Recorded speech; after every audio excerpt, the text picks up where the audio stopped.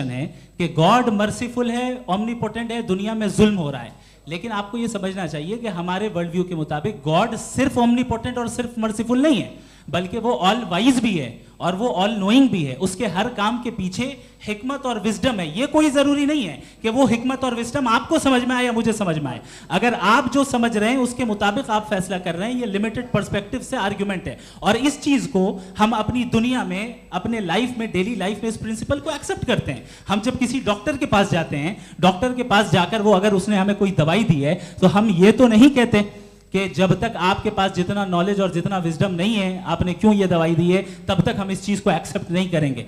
नहीं कहते, हम उसकी अथॉरिटी को तस्लीम करते हैं। क्यों? क्योंकि उसकी हम जानते हैं कि वो नॉलेजेबल है, वो विजडम वाला है, हमसे ज्यादा नॉलेज और हमसे ज्यादा विजडम है। बताएं सर। नहीं, डॉक्टर में और खुदा में बड़ा डिफरेंस है। डॉक्टर पढ़ा लिखा होता है एक, तो मैं उसकी बात सुनूंगा।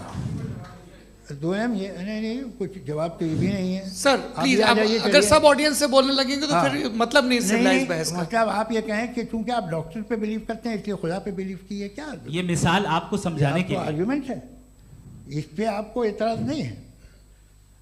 तो सिंपल बात ये है कि मैं अगर ये यकीन कर लूँ कि एक ओमनीपोटेंट, उसकी मसलहत है, ये जो बच्चे मर रहे हैं ये मसलहत है उसकी, मुझे नहीं चाहिए थी मसलहत। उसकी मसलहत नहीं, यही तो समझना है, मतलब एक्सपीरियंस। अच्छा, इस आपने अभी मेरी बात पूरी सुनी नहीं। मैंने कहा आपका पूरा आर्ग्यूमेंट दो फॉल्स असम्पशंस पर है। एक फॉल्स असम्पशन मैंने बता दिया, दूसरा फॉल्स असम्पशन ये है कि इस दुनिया में इविल के होने का कोई गुड रीजन नहीं है, जबकि हमारे पास बाज रीजंस मौजूद हैं, हमारे पास बाज वजूहात मौजूद हैं।